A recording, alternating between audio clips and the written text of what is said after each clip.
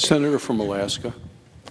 Mr. President, we've been debating for quite some time on the Senate floor the Yemen War Powers resolution introduced by my colleagues Senator Sanders and Senator Lee, which would cut off support for the Saudi-led war in Yemen, support that began under President Obama. Surrounding this vote today, many of my colleagues from both sides of the aisle have expressed frustration, extreme frustration with the Saudi Crown Prince, Mohammed bin Salman, especially regarding the death of Jamal Khashoggi, an American-based Saudi journalist murdered in Turkey. I have a lot of respect for the senators weighing in, making the arguments all day today.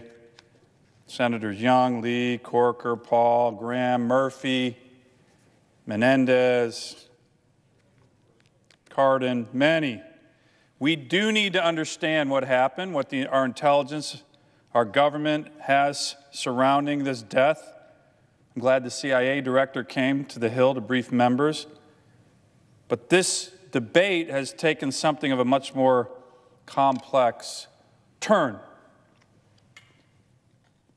Certainly, the heinous murders need to be held accountable. There's no doubt about that. But what we've been discussing and what's really being implicated here on the floor, which hasn't really been talked about too much, is the broader issue of U.S.-American presence in the region, not just regarding the current conflict in Yemen, but also our broader strategic relationship with Saudi Arabia and our national security interests in the region. My colleagues are justified in their frustration. No doubt I share it as well, with the Saudis, with what's happening, but removing American leadership and oversight from this conflict through this resolution is not the way we should go about addressing this. We are trying to execute a policy that both reflects America's values and our national security interests. And that's what's being debated here today. We need to send a strong message to the Saudis, but that message cannot undercut our own national security or those of our allies. The message cannot strengthen what clearly is the biggest threat in the region, and that's Iran, the largest state sponsor of terrorism, which almost nobody on the Senate floor has been talking about over the last several weeks. I intend to. Today's vote has meant different things to different senators, and I've watched and listened to floor speeches, have participated in debates with my colleagues within the Republican conference, when all the senators have met, when we were briefed by administration officials. So I thought I'd try to unpack a little bit of some of these different arguments as I've seen them and provide my views on these. Generally, Mr. President, this debate is focused in three different areas. One, about the constitutional authority, the War Powers Act that we have to actually be undertaking these kind of operations with Saudis in Yemen. The other is limiting and ending U.S. assistance to Saudi operations, U.S. military assistance in Yemen, and finally, there's been some senators who have been focused on downgrading the U.S. relationship with the Saudis because of what's been happening, both in Yemen and with the Khashoggi murder. First, let me talk about the constitutional arguments on the war powers.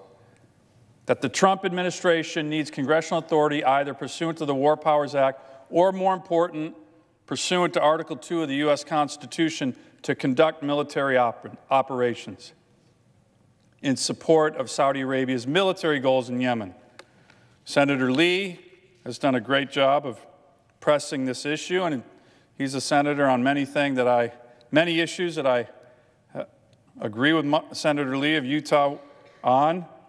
Clearly one of this body's most knowledgeable and passionate members on safeguarding constitutional prerogatives.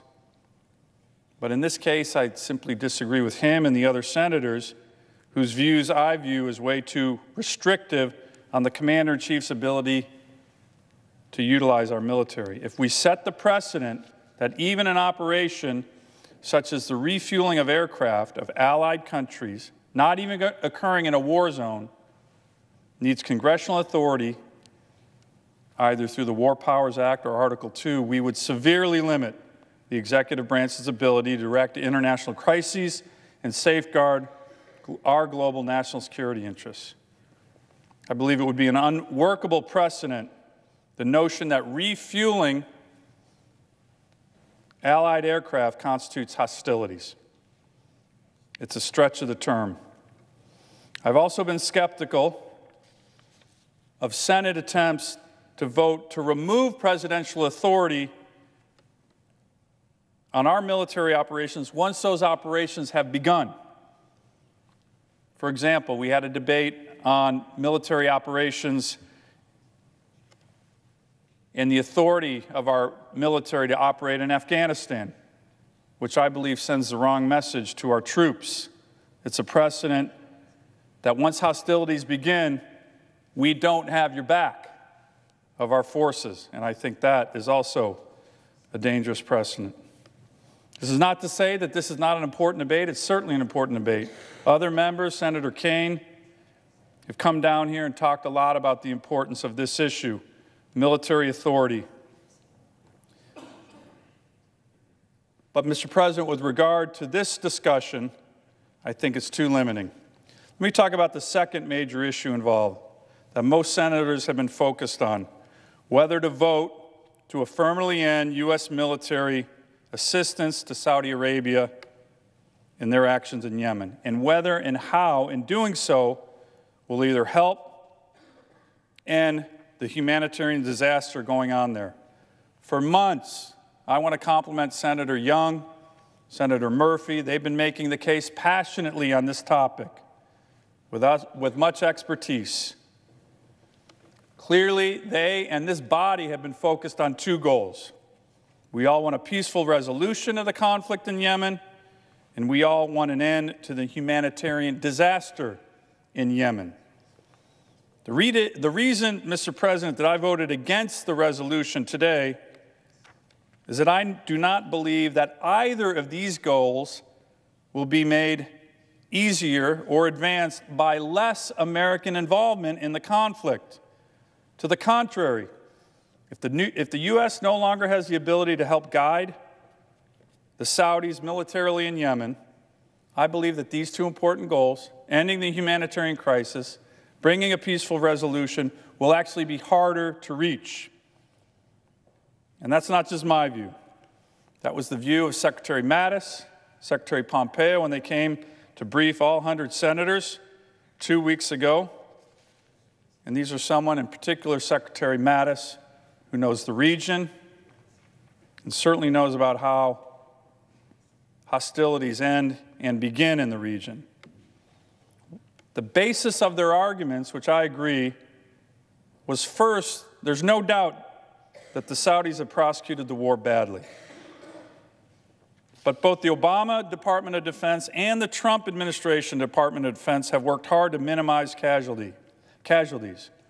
Does anyone actually believe that the situation in Yemen will improve without U.S.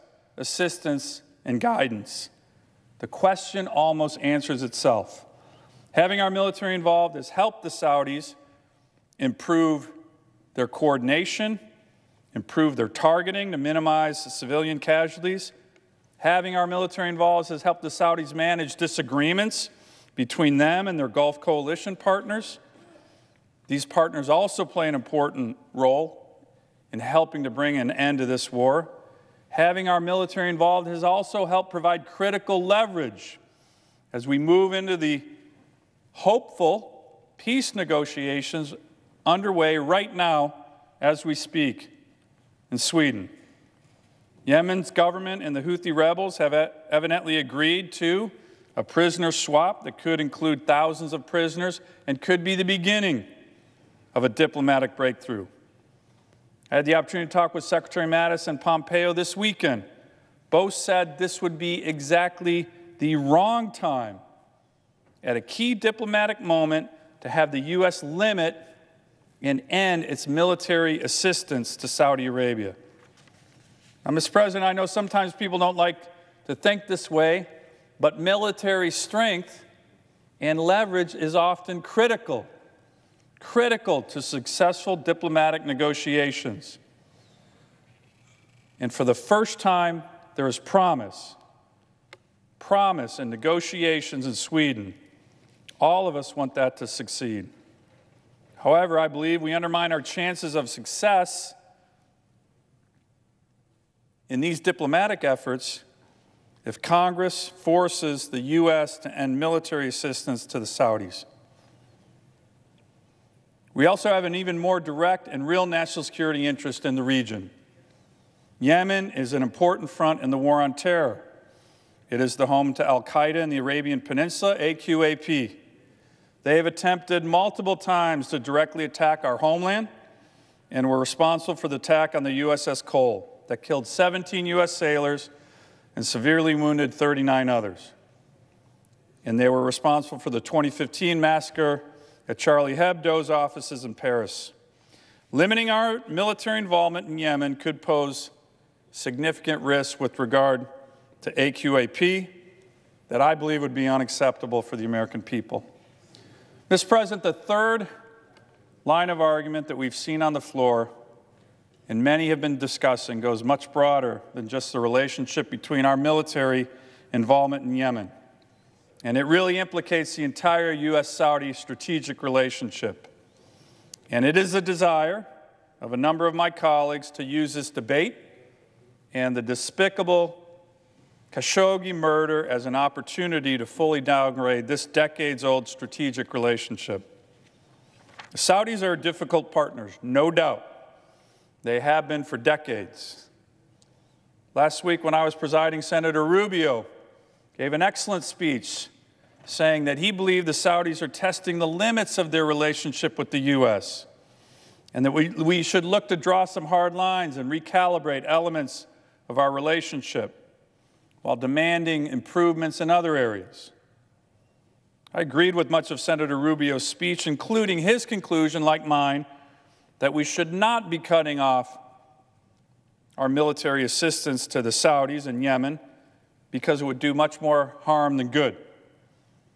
Nevertheless, some senators have argued for a much more downgrading of the U.S. relationship with Saudi Arabia. In fact, so much of this has been exclusively focused on the Saudis, with no other reference to any other country in the Middle East, that it seems this debate on the floor has been in a vacuum. But as we know, Mr. President, there are a lot more countries in the region, including the world's biggest sponsor of state terrorism, Iran, which nobody's talking about, but we should be talking about them. Because, in fact, the war in Yemen began when Tehran-backed Houthi rebels seized power in 2015. Again, not a lot of discussion of how it began. Tehran is trying to establish a Hezbollah-like entity on the Arabian Peninsula in Yemen, including with the increased capabilities to target cities in Saudi Arabia with ballistic missiles supplied by Iran. This is all part of Iran's broader strategy in the region to encircle our traditional allies, whether Saudi Arabia, Gulf Arab states, and, of course, Israel, with proxy fighters throughout Syria, Lebanon, Yemen, and close relationships in Iraq. And yet, Mr. President, no one in this debate seems to want to talk about Iran. So I thought I'd do so for a minute. Let's talk about the humanitarian crisis in Yemen. U.S. aid has totaled humanitarian aid almost $697 million in the past 14 months.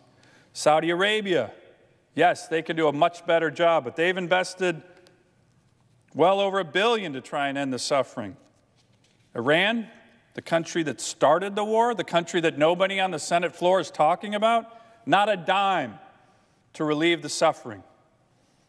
Sure, they've supplied weapons and ballistic missiles in the millions, tens of millions of dollars, but nothing to relieve the suffering. The U.S. military, if we cut off U.S. military assistance to Riyadh in Yemen, you better believe the one capital in the Middle East that will be cheering the loudest is in Iran, in Tehran. Again, the world's largest state sponsor of terrorism. Such an action would further embolden Iran and no doubt embolden its proxies, while at the same time our allies, including Israel, would feel less secure. So, Mr. President, as this debate has carried on the Senate with no one talking about the largest state sponsor of terrorism, I've found it very, very troubling, because the lens through which we need to view security in the Middle East is through Iran. Although we have this dissatisfaction and frustration with some of our allies, we must remember that the most significant and serious threat in the Middle East continues to be Iran. There's been a lot of focus on the horrible death of Mr. Khashoggi. Any death is horrible. But, Mr. President, let me talk about some other deaths. In the Middle East, in Iraq, we had over 500 American military members killed and almost 2,000 wounded by the improvised explosive devices supplied to Iraqi Shia militias by the Iranians. Let me say that again. 2,000 Americans killed and wounded by the largest state sponsor of terrorism, and yet nobody seems to talk about that. Yes, one death of a journalist, American-born journalist, horrible. 2,000 American dead and wounded is really horrible. Where was the outrage about those deaths? Where was the outrage about those murders? Where were the editorials about those murders of American citizens? Well, the previous administration wasn't focused on those because they were focused on the Iran nuclear deal. So, Mr. President, all I'm saying is in this debate, when nobody's talking about the real enemy of the United States, it's the Iranians who are watching this debate and smiling because no one's talking about them. So I thought it was important to come down and say, some of us are. Some of us know that you're behind the war in Yemen. Some of us know that you continually say you want to wipe Israel off the face of the earth. Some of us know that the Iran deal only emboldened you. And what we need to keep in mind is, yes, we have difficult partners. No doubt the Saudis are difficult. They're not perfect by any sense of the word.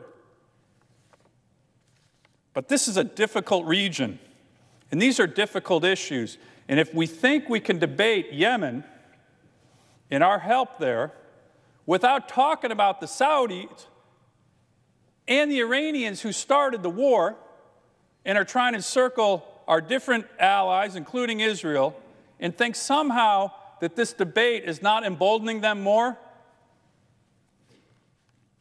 I think we're misguided. So, Mr. President, I voted against this resolution because I still think it's important to keep in mind the lens through which we need to assess our security interests and those of our allies in the Middle East is through what helps or undermines Iran. And I am concerned that this resolution can help them. And that's not good for the United States. It's not good for the war in Yemen. It's not good for the humanitarian catastrophe in Yemen. And it's certainly not good for our allies like Israel. I yield the floor.